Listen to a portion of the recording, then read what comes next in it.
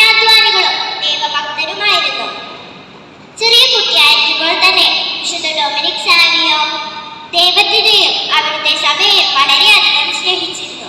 4 വയസ്സായപ്പോൾ തന്നെ അനുദിന പ്രാർത്ഥനകളെല്ലാം വിശുദ്ധ ഡൊമിനിക് സാവിയോ മനഃപ്പാഠമാക്കിയിരുന്നു. എല്ലാവരെയും അതിശയിപ്പിക്കുന്നതായിരുന്നു അവന്റെ ഓർമ്മശക്തി.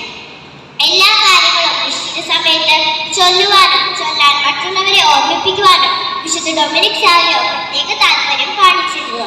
തന്റെ 7ാമത്തെ വയസ്സിലായിരുന്നു വിശുദ്ധ ഡൊമിനിക് സാവിയോയുടെ വിശുദ്ധ കുർബാന സ്വീകരണം.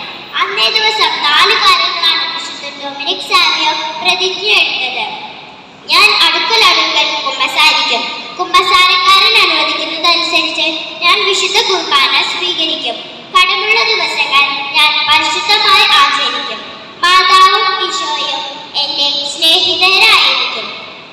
മരിക്കേണ്ടി വന്നാലും ഞാൻ പാപം ചെയ്യില്ല.